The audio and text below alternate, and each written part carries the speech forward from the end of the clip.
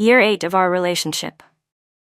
I took a knife from my doctor boyfriend, Ethan Sullivan. He promised I could ask for anything in return. Everyone assumed I would use this chance to ask for a proposal.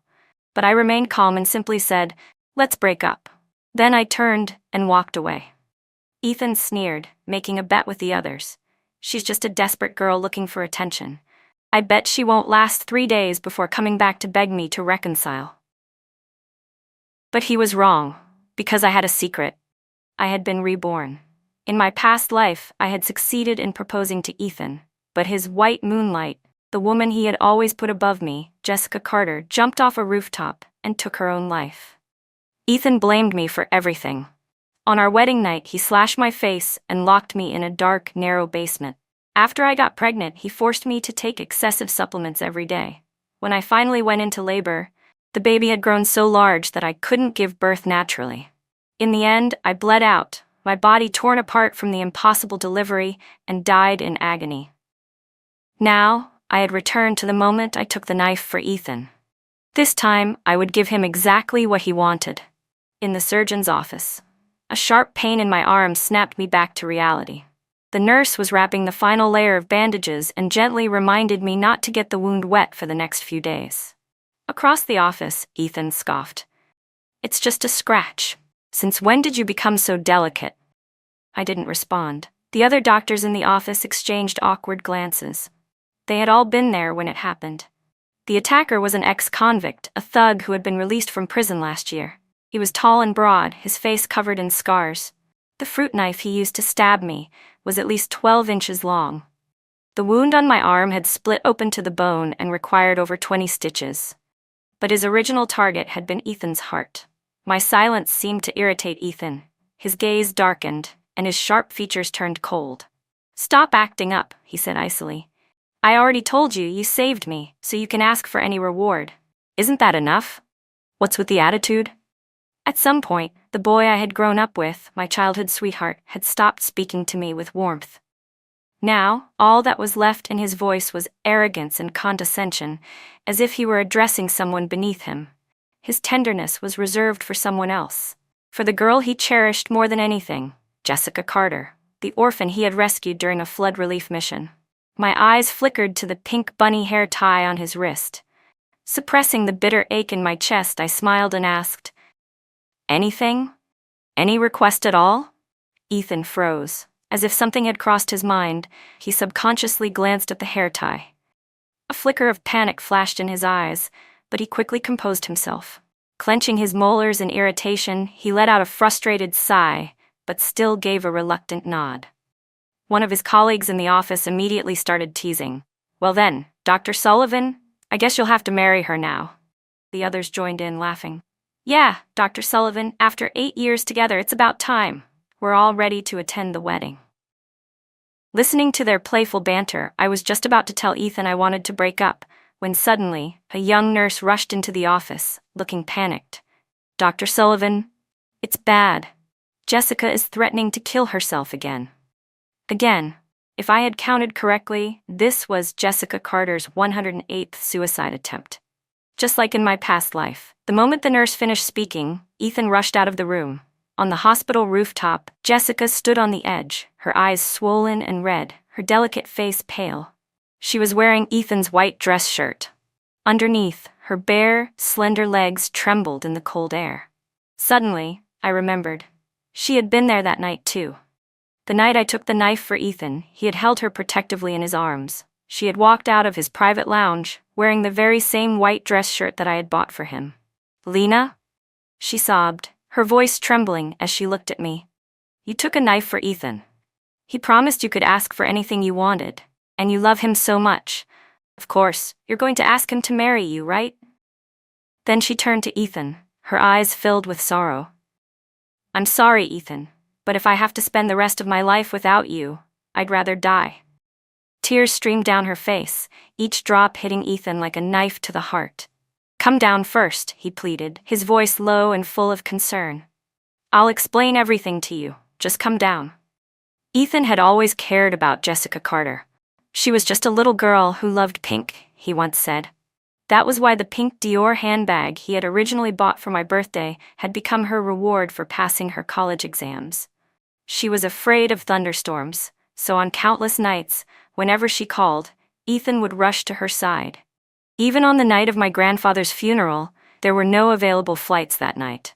But when Jessica called, crying on the phone, Ethan had turned to me, furious, and spat out, "If you're going to die, at least pick a better day."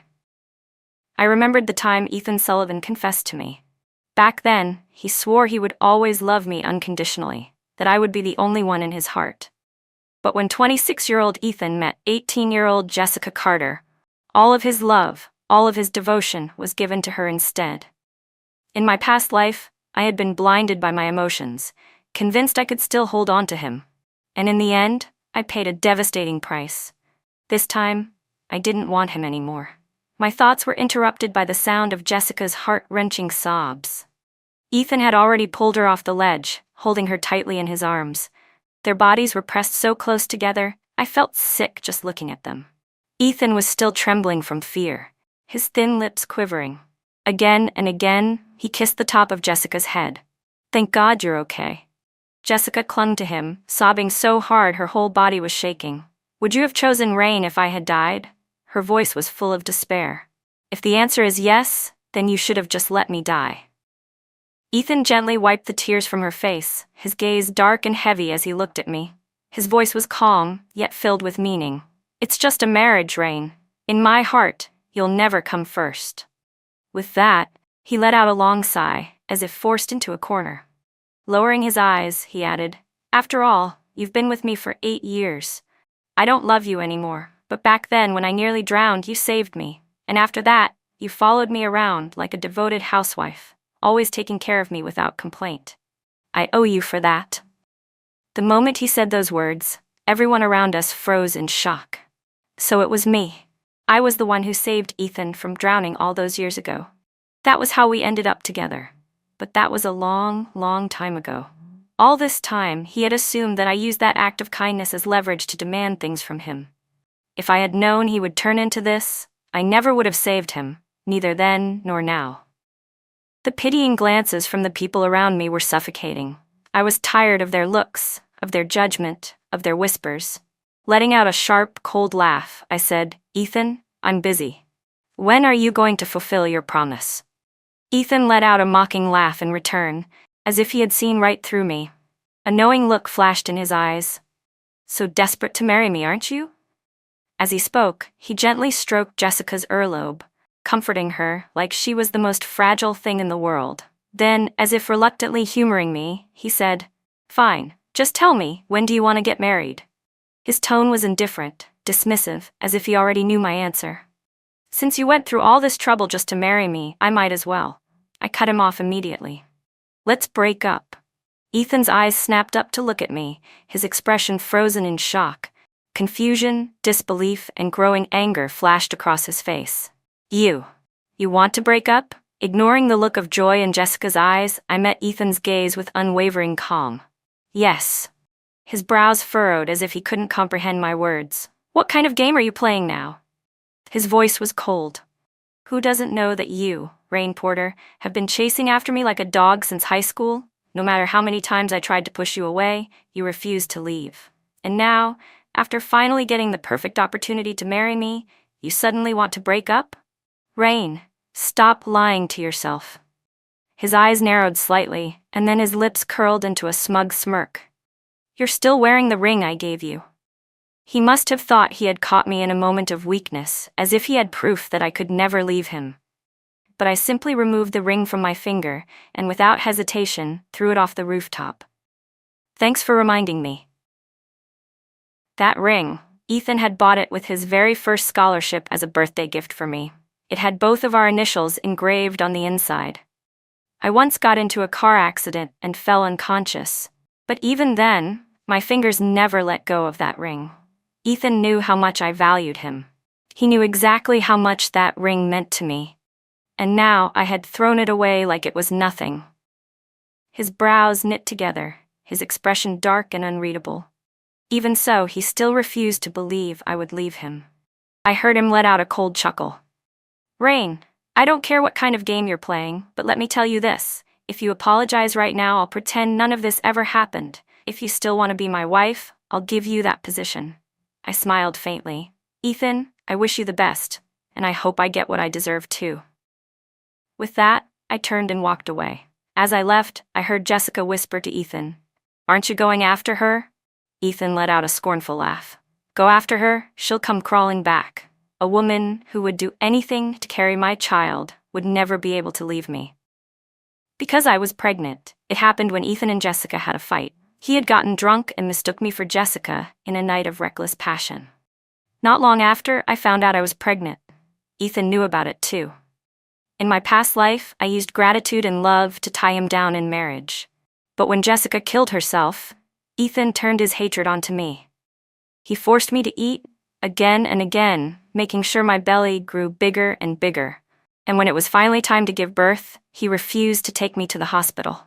The baby was too large, and the labor was unbearable. Even now, I could still remember the pain, how it felt like my entire body was being torn apart, how my hands and feet went numb, how my eyes filled with blood-red agony. I screamed and screamed, using every ounce of strength in my body, but the baby wouldn't come out. In the end, I bled to death. As I lay there, my blood pooling beneath me, the baby was trapped inside, suffocating to death along with me. This time, things would be different. I placed a hand over my stomach, feeling the faint movements of the tiny life growing inside me. It was time to end this. I went home and took a nap, an unusually long one, 4 full hours. When I woke up, there was a message on my phone from Ethan Sullivan. "My mom is sick. Come over." Ethan was a bastard, but his mother had always been kind to me. My parents had been close friends with Ethan's parents. After they passed away, Mrs. Sullivan took me in and loved me like her own daughter. But the moment I read the message, I knew it wasn't from Ethan. I knew Ethan's way of texting too well. He never used punctuation. But this message was neatly structured, almost deliberate. There was only one person who could freely touch Ethan's phone like this: Jessica Carter. I knew this was a trap, and yet, I still went. As soon as I stepped into the Sullivan estate, a bucket of ice-cold water was dumped over my head. The freezing sensation wrapped around me instantly, sending a sharp pain through my stomach. Laughter erupted around me. When I opened my eyes, I saw a group of young men and women standing inside the villa, watching me with mocking amusement. At the center of them stood Jessica Carter. "Make her kneel." A hard kick landed on the back of my legs, knocking me down to the ground. Jessica smirked. "Do you even realize how much Ethan hates you?" Her voice dripped with contempt. "You filthy woman. You actually had the nerve to get pregnant behind my back?" She grabbed a bottle of strong liquor from the table. "You think you can trap Ethan with this disgusting trick? You think this baby will keep him by your side?" She raised the bottle higher. "Tonight, I'm going to make sure you regret ever carrying Ethan's child." Jessica expected me to beg, to cry, to resist. But I didn't. When she forced the alcohol down my throat, I didn't fight back. Instead, I drank the entire bottle in one go. Not a single drop was left. I looked up at her, my voice cold. "I don't want Ethan anymore, and I don't want this child either." Jessica stared at me in shock. Then, as if realizing I was serious, she cursed under her breath, calling me insane. The next second, she grabbed a curling iron, its tip burning red hot, and pressed it toward my eyes. Just then, someone in the room screamed in horror. "She's bleeding. So much blood." A sharp, searing pain erupted in my abdomen. My face turned pale as paper. Jessica hesitated for only a moment, then her expression hardened. Before anyone could react, she threw aside the curling iron and stomped down, hard, onto my stomach. The pain was excruciating. I didn't even get the chance to scream before everything went black. At the hospital, Ethan Sullivan sat in his office, casually flipping through patient files. A nurse rushed in, holding a medical consent form in her hands. Her face was full of panic. "Dr. Sullivan, something terrible happened." "Rain." Before she could finish, Ethan cut her off coldly. "I'm not with her anymore. Don't mention her to me again." The nurse's face paled. "But she was just brought in by an ambulance. She's in critical condition, massive blood loss from pregnancy complications. We need approval to transfer blood from other hospitals. Please sign this consent form." Ethan barely spared her a glance. Then, in front of her shocked and horrified expression, he took the form and tore it to pieces. "Do you think I'd fall for such a pathetic lie?" he sneered. "Rain Porter must have bribed my people to put on this ridiculous act." His voice turned colder.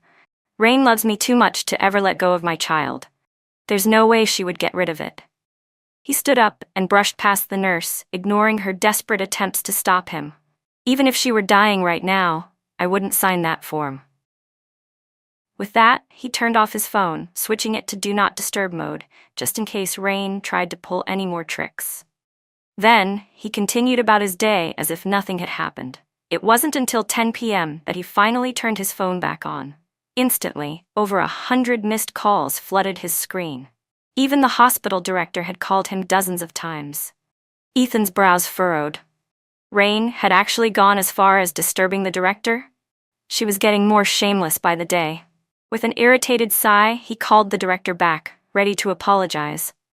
But before he could say a word, the director's cold voice cut through the line. "Get back to the hospital. Now." Then, the call ended abruptly.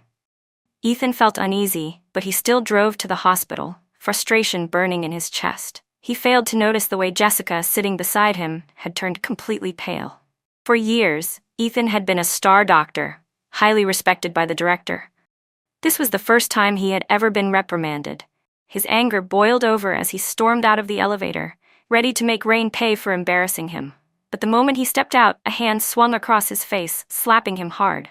His head snapped to the side, his jaw tightening as he raised his hand, ready to retaliate. Then he saw who had hit him. His mother. Ethan froze, his mind went blank. "Mom?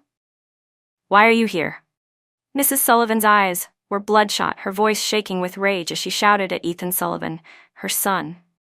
"You heartless bastard." Her voice cracked with fury. "Why didn't you sign the consent form?" Her chest heaved as she pointed a trembling finger at him, her body nearly collapsing from sheer anger. "Do you even realize what you've done? Because of you, Rain suffered a massive miscarriage, lost too much blood, and—" She choked on her words before forcing them out, her voice almost breaking. "They had to remove her uterus." Ethan staggered back as if someone had just ripped the ground out from under him. Before he could even process those words, a police officer stepped forward, holding up a phone. A video began playing on the screen. In the footage, Rain lay unconscious on a stretcher, her white dress stained a horrifying shade of red. Blood had poured out so much that even the stretcher itself was drenched in crimson. Ethan's pupils contracted sharply, his entire body going stiff as he stared at the scene. And then, the officer's next words shattered everything. "Mr. Sullivan, our investigation has confirmed that the mastermind behind the assault on your fiancée was none other than Miss Jessica Carter." "What?" Ethan's head snapped up. His sharp, handsome face was filled with disbelief and terror. "That's impossible. Rain can't have lost the baby. She loves me. She wanted to marry me. She would never." His voice faltered, his mind desperate to reject the truth. "This is fake. It's fake. It has to be." Beside them, the hospital director let out a heavy sigh.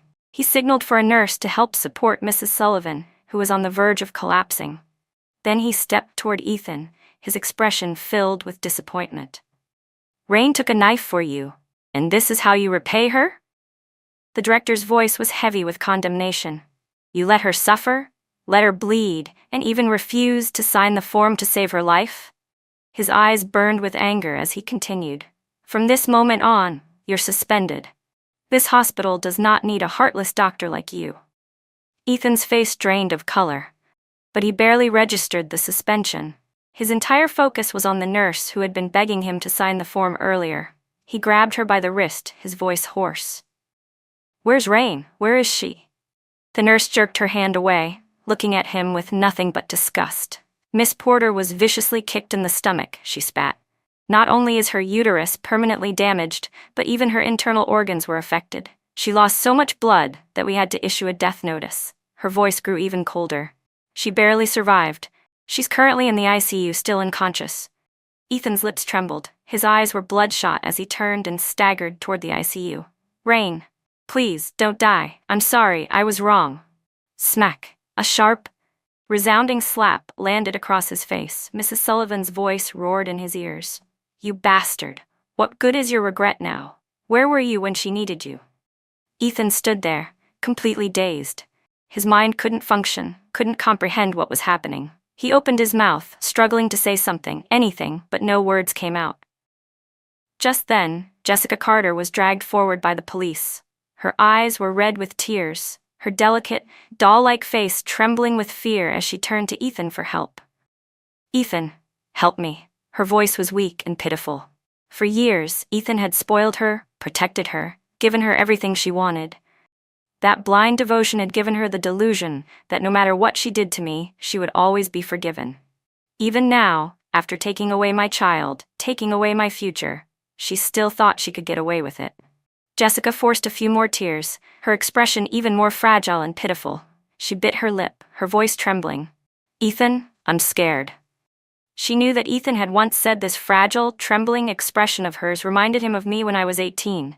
She knew it was his greatest weakness, and she was right. Ethan moved. Jessica's heart swelled with victory. She thought he was coming to save her. She thought he would, as always, defend her, protect her. But instead, bam! A brutal kick landed square in her stomach, sending her crashing to the ground. Jessica screamed in agony, her face turning ghostly pale. "Why?" Ethan's face was twisted with pure rage, his entire body shaking. He looked like a beast driven mad, his fury uncontrollable. "Why did you hurt her?" Jessica panicked, but she was quick to recover. She sobbed harder, her voice choked with desperation. I'm sorry. I didn't mean to, Ethan. I swear." Her shoulders trembled as she sobbed dramatically. "It was Rain. She called me a filthy homewrecker. She said she would kill me." Her words came out in a frantic rush. "I was scared. I didn't mean to kick her. I swear it was an accident. Ethan, please, whatever punishment you want, I'll accept it." She fell to her knees, gripping his sleeve with trembling hands. "Please, just forgive me. I'm willing to atone for my sins with death." With those words, Jessica Carter suddenly lunged toward the wall, intending to smash her head against it while the police officers were distracted. But before she could, Ethan Sullivan reacted instinctively, grabbing her and pulling her into his arms. The rage in his eyes vanished the moment Jessica started explaining herself. In his mind, the kick he had given her earlier had only been for show, just to appease the police. After all, how could his sweet, innocent Jessica ever do something so cruel? He held her tightly, stroking her back in reassurance. "Don't be scared. Don't be scared, Jessica. I was wrong to doubt you." His voice was gentle, soothing. "I'll get the best legal team for you. I'll protect you." A satisfied glint flashed in Jessica's eyes. She buried her face against his chest, choking out a sob. "Thank God I have you, Ethan." 4 days after the incident, I finally woke up. Mrs. Sullivan sat by my bedside, her face pale, her eyes filled with sorrow and guilt as she told me everything. Despite her desperate pleas, Ethan refused to listen. He cut ties with his own parents, blocked them, and focused all his efforts on defending Jessica. Even after being suspended from the hospital, he was still determined to clear her name. "Rain, our family has failed you." Mrs. Sullivan's voice was hoarse, her once elegant face now haggard and aged by at least 20 years in just a few days. Beside her, Mr. Sullivan's hair had turned completely white overnight. But deep inside, I felt nothing. The tragic ending of my past life had long since killed any lingering illusions I had about Ethan. I had once been terrified of childbirth. Losing my ability to have children now? Maybe it wasn't such a bad thing after all. Lying weakly in the hospital bed, I rasped out a simple response. "Thank you, Mrs. Sullivan." The moment I called her Mrs. Sullivan instead of Mom, she visibly swayed, nearly fainting. For the past 20 years, I had always called her Mom. But now, she understood. There was no going back. No matter what happened from here on out, I would never be part of their family again. On the day of my discharge, Mr. and Mrs. Sullivan personally handed over a thick stack of evidence to the police and officially filed a lawsuit against Jessica Carter. Meanwhile, Ethan Sullivan, once an internet-famous, handsome doctor with over 1 million followers, went online and leaked fabricated accusations about me. To manipulate public opinion, he painted me as a jealous, manipulative woman who loved to play the victim. Even while I was unconscious in the hospital, bleeding out, the internet was already demonizing me, branding me as a vile woman who schemed against an innocent girl. By the time the court trial began, the hearing room was packed. I was wheeled into the courtroom by Mrs. Sullivan, still too weak to walk on my own. When my eyes met Ethan's across the room, his expression was cold, his lips pressed into a hard line. Mrs. Sullivan had already told me he still believed Jessica's lies. In his mind, Jessica was innocent, merely acting in self-defense. I already knew this because he had texted me before the trial. My parents have lost their minds, getting fooled by a woman like you. I already spoke to the people there that night. They all said you were the one who slapped Jessica first. She only pushed you away, and you were unlucky enough to trip over a bottle and fall. Jessica had nothing to do with your miscarriage. You're just trying to frame her. I didn't get angry. I simply replied with a single text. You need professional help. His response? He immediately blocked me. As the trial began, Jessica stood trembling in the defendant's seat, her tear-filled eyes looking pitifully at the audience. Her delicate, fragile demeanor made the spectators' hearts ache for her. And Ethan? He submitted multiple witness testimonies, all carefully selected to support Jessica's claim of self-defense. But that wasn't enough. To solidify her innocence, Ethan even launched an online poll through his massive following. Over 1 million people voted in Jessica's favor. With public support on their side, Jessica and Ethan truly believed they had already won. Meanwhile, on our side, Mr. and Mrs. Sullivan simply glanced coldly at their son before handing a USB drive to our lawyer.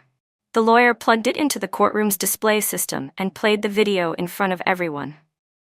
The moment the footage began, Jessica's face went completely pale. It showed her mercilessly kicking my stomach, again and again, even as blood poured from my body. The entire courtroom fell silent.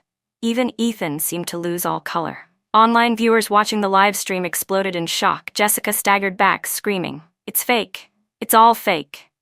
Just then, a young woman entered the courtroom from the witness stand. I recognized her immediately. She had been one of the people Jessica gathered that night. But unlike the others, she had never laid a hand on me. Instead, she had been silently recording everything. Her voice was clear and firm as she faced the judge. I was the one who recorded that footage. I can personally vouch for its authenticity. Her eyes burned with hatred as she turned to Jessica. Jessica Carter bullied my sister until she jumped off a building. Silence fell over the courtroom. But that wasn't all. Mr. and Mrs. Sullivan hadn't just gathered evidence against Jessica for attacking me, they had dug up something even more shocking. They had uncovered the truth behind Jessica's past, the truth about how her parents died. All these years, Jessica had played the role of a poor, tragic orphan whose parents had drowned in a flood. But in reality, her parents had been alive before the flood hit. They had told her to apologize to the girl she had bullied, to take responsibility for what she had done. And what did Jessica do? She drugged them. On the night before the flood, Jessica gave her parents a fatal dose of sleeping pills, ensuring they wouldn't be able to escape. Then she quietly fled on her own. The girl whom Jessica Carter had bullied into developing severe psychological trauma was none other than the best friend of the woman now standing in the witness stand. Jessica was completely stunned. Ethan Sullivan, who had remained so confident in her innocence, now looked at her in complete shock. Mr. and Mrs. Sullivan had thoroughly investigated her past, uncovering every skeleton in her closet. Not only had Jessica been a ruthless bully, but she was also a vain, money-hungry opportunist. After Ethan started financially supporting her, she squandered his money without restraint. Whenever Ethan was away on business trips, she would use his credit cards to buy influence, bribing her classmates and even taking them to underground casinos. It turned out she had been working with the casino owner, luring wealthy students into gambling. Once those students became addicted and lost everything, Jessica would take a 10% cut of their losses. That was also why, on the night she attacked me, she had so many people backing her up. They weren't her friends, they were her pawns, terrified that she would expose their gambling habits. The revelation sent shockwaves across the internet. The illegal casino was raided and shut down. Rumors circulated that the casino owner had placed a $100,000 bounty on Jessica's hands. But the biggest revelation was yet to come. Jessica herself was a massive gambling addict, owing millions in debt. And while she had been stringing Ethan along, she had also been sleeping with 7 different wealthy men, most of whom were either married or engaged. When the explicit photos surfaced, Jessica collapsed in her seat, her face draining of all color. Ethan, who had been blindly defending her all this time, now sat there with a face as dark as death. His jaw tightened, his eyes burning with rage and humiliation. Grinding his teeth, he spat out, "You disgusting whore." When the trial ended, Jessica's reputation was completely ruined. She was sentenced to 5 years in prison for her crimes. All of the other individuals involved, from her gambling ring to the underground casino partners, were also convicted and sentenced. Ethan, while not guilty of any crimes, lost his medical license, his career, and all of his credibility. The entire internet hated him, branding him a disgraceful, pathetic excuse for a man.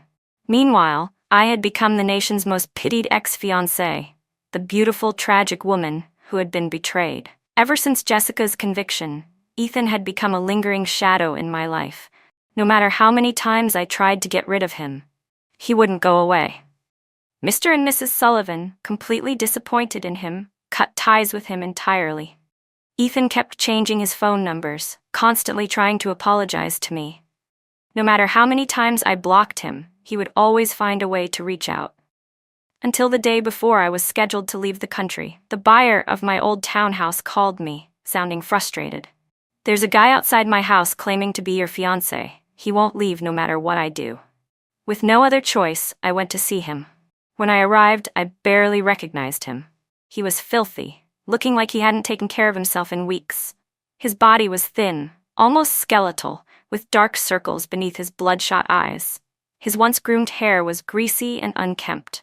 The moment he saw me, his eyes turned red. He stood there stiffly, like a child who had been caught doing something terribly wrong. "Rain." His voice was hoarse, barely above a whisper.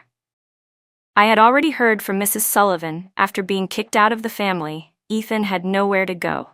With his name tarnished online, he had been drugged in public, his vocal cords permanently damaged. When I heard about it, I felt nothing. Just like now, standing in front of him, I felt nothing. "You need to leave." My voice was calm. "You're disturbing someone else's home." Ethan burst into tears. He clutched at his face, sobbing uncontrollably. "I was wrong, baby. Please, I was so wrong. It's all my fault. But why? Why are you selling this house?" His breath hitched between sobs. "This place holds so many of our beautiful memories." I smiled. For a brief second, Ethan thought I was forgiving him. His crying slowed, his eyes flickering with hope. And then I spoke. "For you, maybe they were beautiful memories." I looked at him directly. "But for me, everything you did to me because of Jessica turned this house into nothing but a living hell." Ethan froze. It was like he had been hit with a bullet. His body collapsing inward, he hunched over, his broad shoulders trembling, as if he had lost everything. I sighed, losing the last shred of patience I had for him. "Do yourself a favor, Ethan. Stop coming after me. I don't just hate you, I'm absolutely disgusted by you." Those words shattered him completely. After that day, Ethan Sullivan never appeared before me again. 6 years later, after completing my studies abroad, I returned home.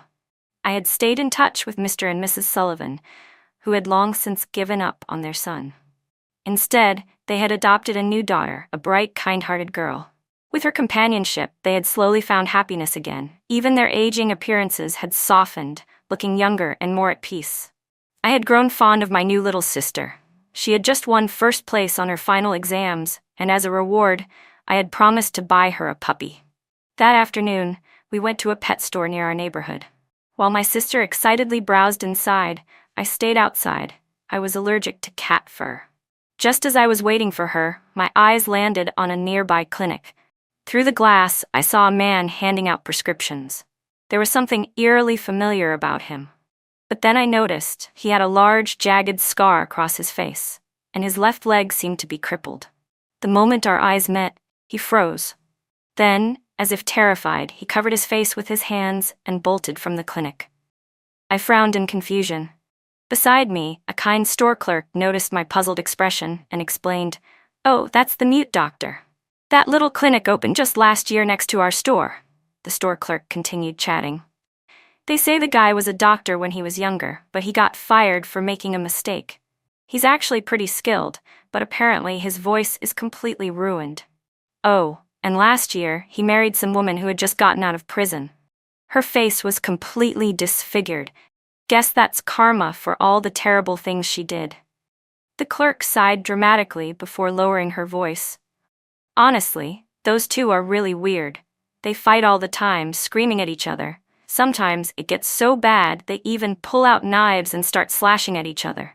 That mute guy, he always curses her, calling her a disgusting whore, a jinx. Says she ruined his life, made him end up like this. The clerk rambled on, but I remained silent.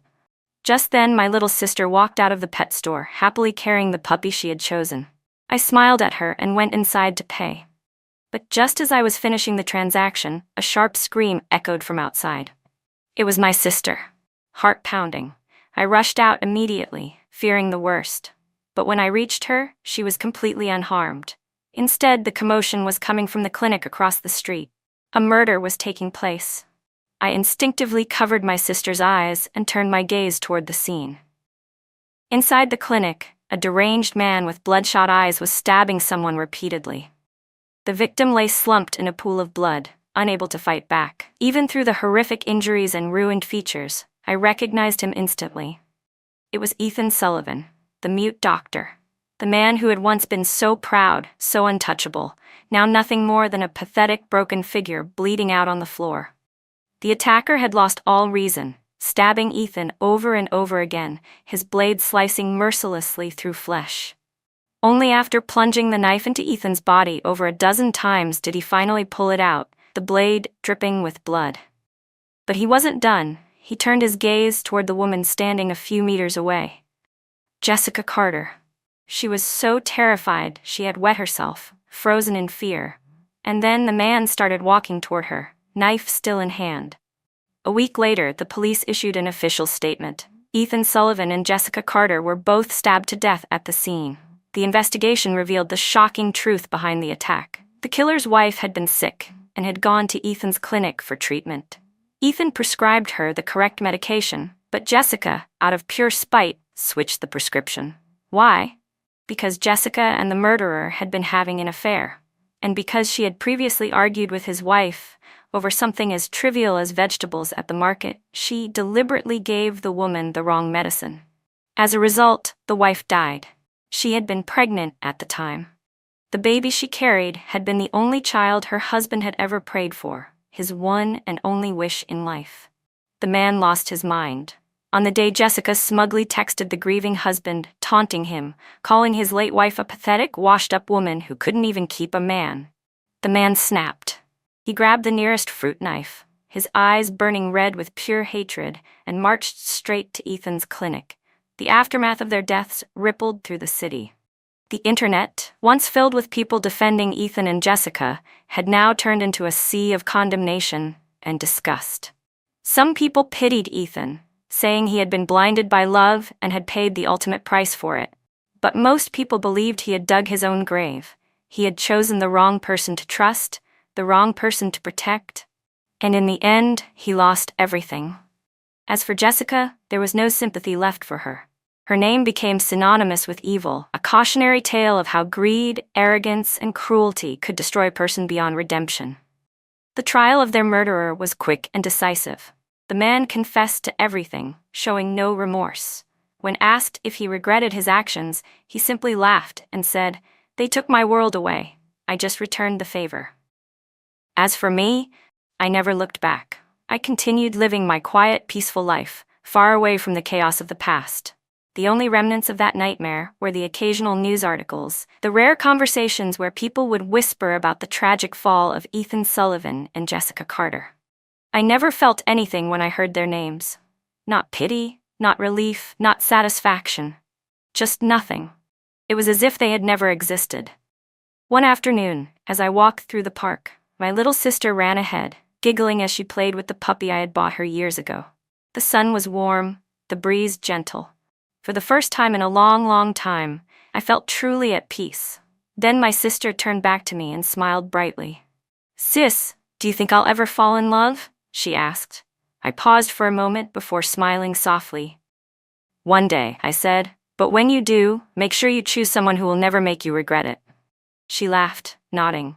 "Of course, I want a love that's full of happiness, not heartbreak." I watched her run off again, her laughter echoing in the air. And as I looked up at the clear blue sky, I realized I had finally let go of the past, of the pain, of them. And for the first time, my future felt like it truly belonged to me.